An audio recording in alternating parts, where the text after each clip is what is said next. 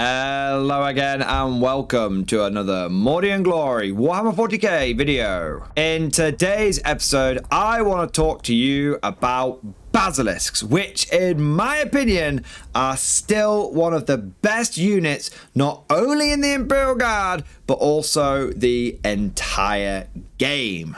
That's right, the venerable Earthshaker, even after nerf after nerf after nerf, is still absolutely broken and an auto-include for every single guard list. A bold take, to be sure, a bold take indeed, sir. Well, I'm going to have to support this. I'm going to have to back this up. And so without further ado, let's main gun range and shatter their skies right into today's episode. You there! Have you bought yourself a copy of Sharp's Command yet? Damn you, sir. Or use the affiliate link down below in the description to buy yourself a copy of the latest book in the best-selling series by Bernard Cornwell.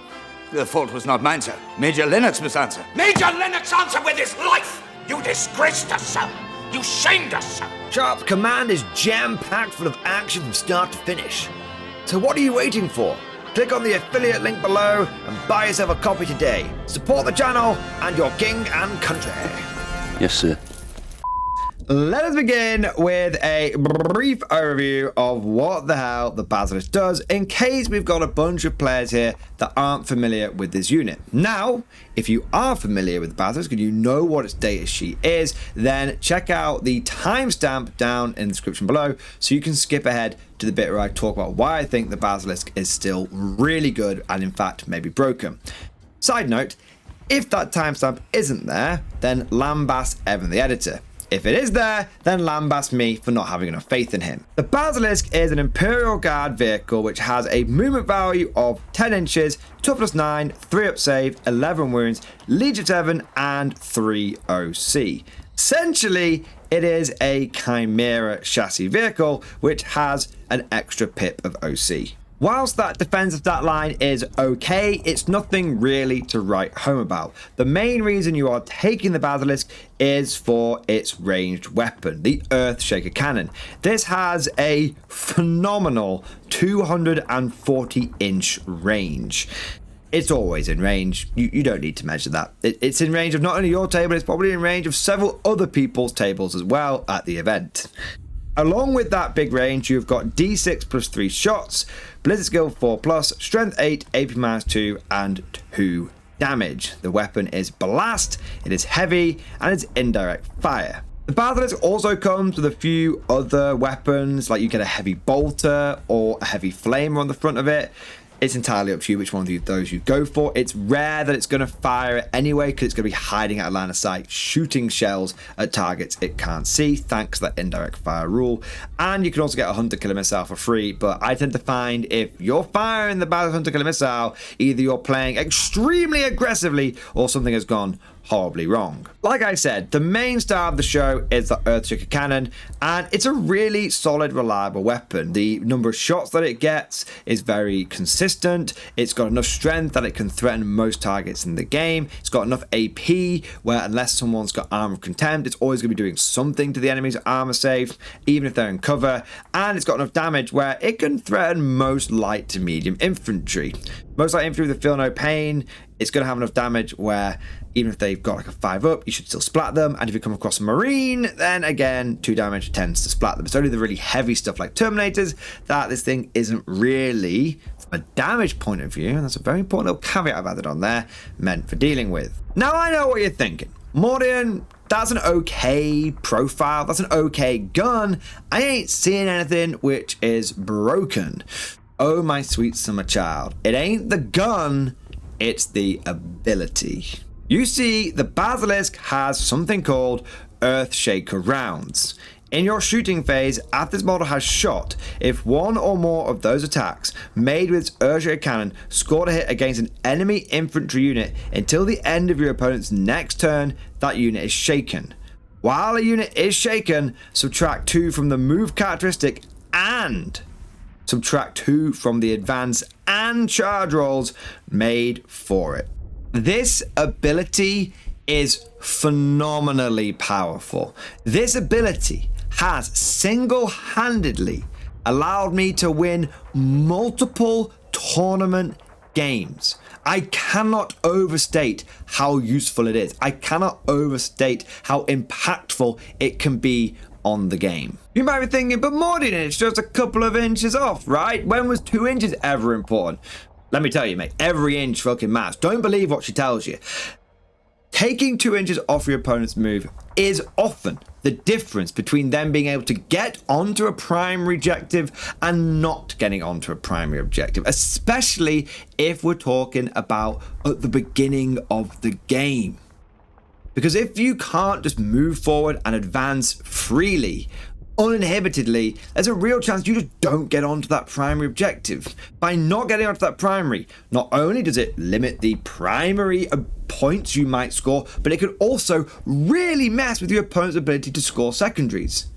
Oh, turn 1, they draw extend battle lines. Oh, well, my opponent went first with his Basilisk and he shelled a couple of my units, and now these 2 important things that I was going to move out onto the objectives, lock them down, start getting those sweet battle line things going on, because Pariah Nexus, so battle line's important, right?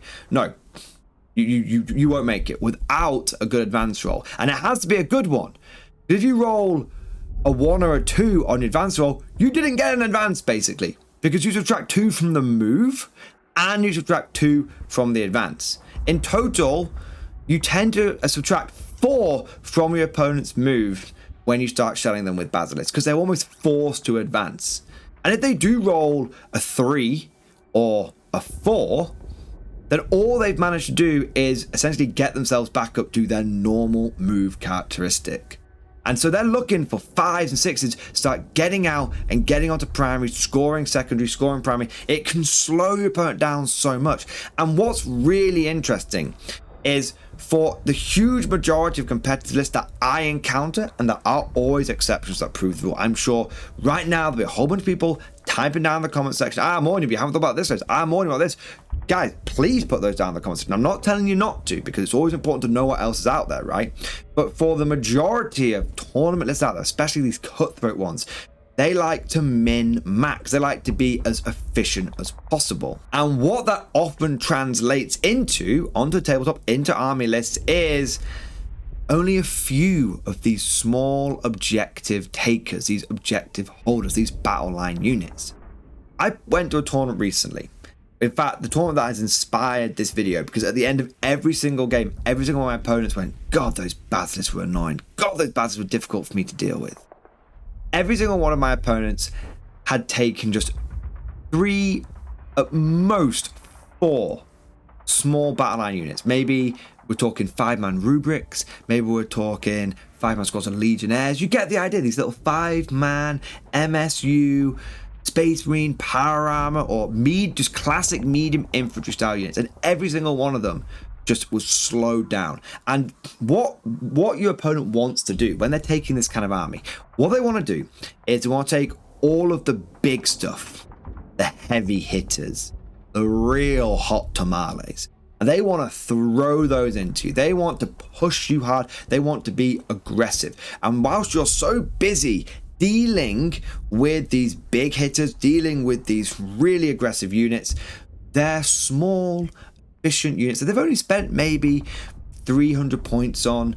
They move on to the objectives. Often those objectives will be out of line of sight as well. They move on to the objectives, and you just are so busy dealing with the big stuff that their little stuff just gets to score away, no problem whatsoever. But the moment that you start slowing these 5-man objective holders, these efficient units, down, and also killing them, because over a couple of turns a Basilisk will kill a 5-man squad.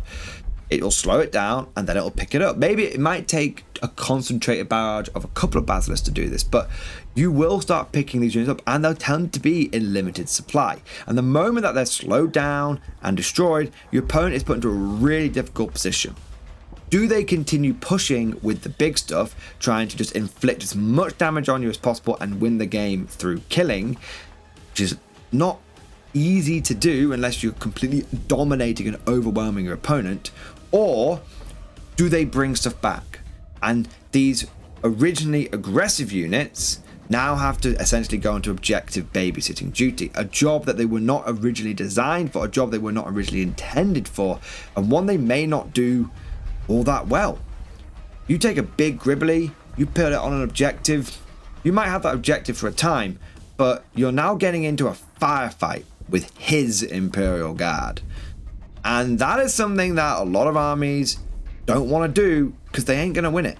The one thing the Guard brings to the table is guns. A lot of guns. You can force your opponent to get into a firefight with you.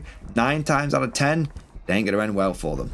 Again, there are exceptions. Tau, they'll love that situation. But still, for the majority of games, you're going to be putting your opponent into a difficult, tricky situation. And if you're playing Guard, you know what else you've got in abundance? Cheap, objective control, intense battle line units. You have a Chimera with 10 infantry waiting inside it. You destroy the enemy's battle line stuff. Your opponent brings a big unit back to sit on it. Even if that unit's really durable, it's taking those vanquish cannon shots, taking those battle cannon shots. You can still deny your opponent primary. You still completely screw up what he was trying to do by just yeeting a Chimera forward, getting the infantry out. Yeah, that might all die, but there's only 5 turns in a game, and only 4 of those you score primary in. So if you've denied your opponent it turn 1 because he can't score it, you've screwed up his plans for getting it turn 2, and then turn 3 is like, yes, I'm finally getting some primary. You're like, didn't say the magic word, and you just throw a Chimera forward.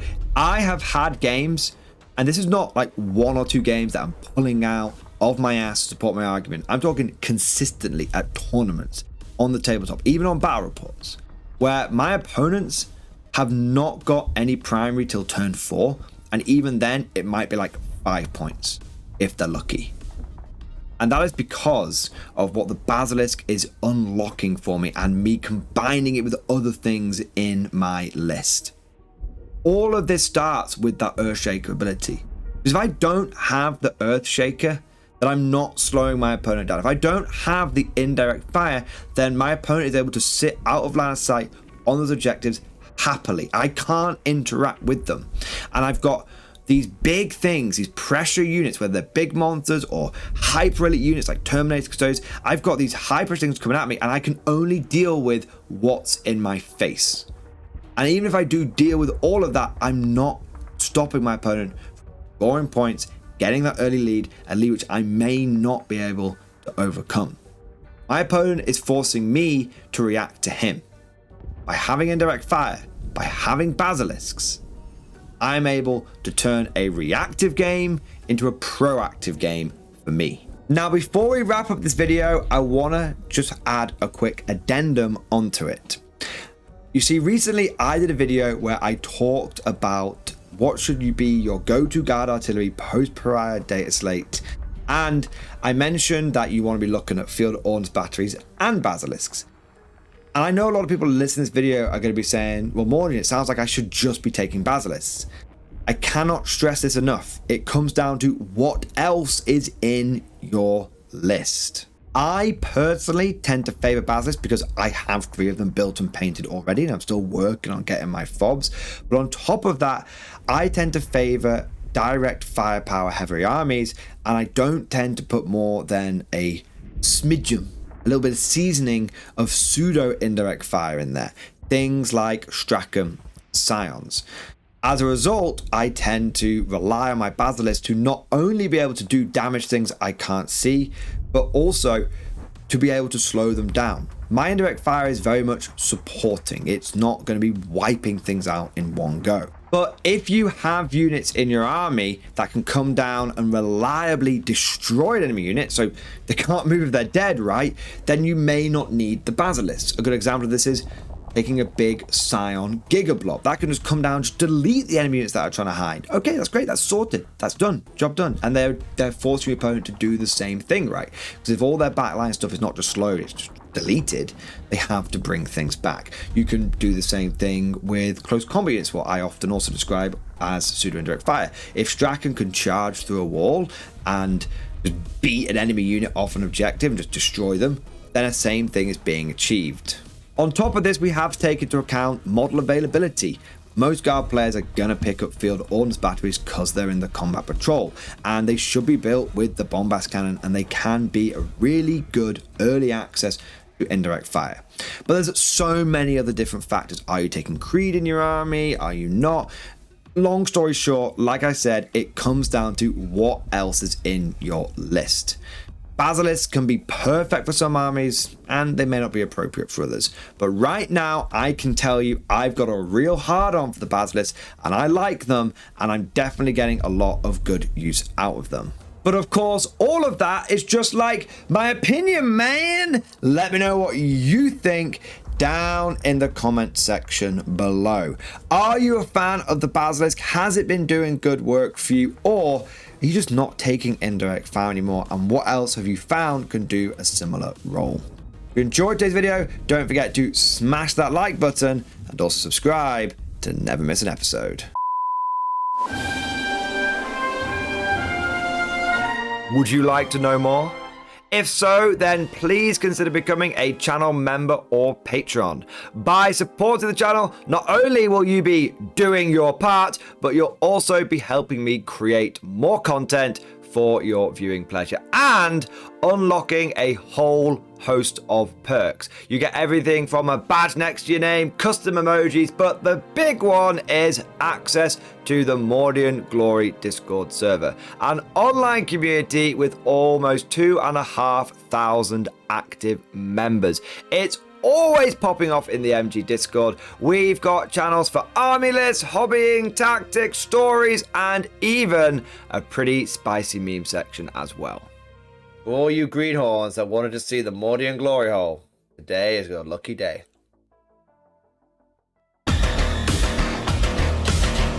And joking aside, I do want to say a massive thank you to all of the current channel members and patrons. You guys are amazing. Truly the lifeblood of the channel. I could not do Mordian Glory full time without the incredible and generous support of my members. So thank you guys so much. And last but certainly not least, I want to say a personal thank you to all of my top tier Patreons. These are the War Masters, the people who have truly gone above and beyond the call of duty. So a heartfelt thank you to Alex Dengal, Bon Vert, Lord Pryor, Mark Panconi, RJ Scorpion, Swordfish Trombone, Try Again Bragg, John Stubbs, Nick Walsh, Diesel Fox, and August Barney. Seriously guys, thank you from the bottom of my heart. Your support is incredible and it makes a huge difference. Thank you so much. That's all for now. Hope you've all enjoyed today's video, and of course, as always, see you guys next time.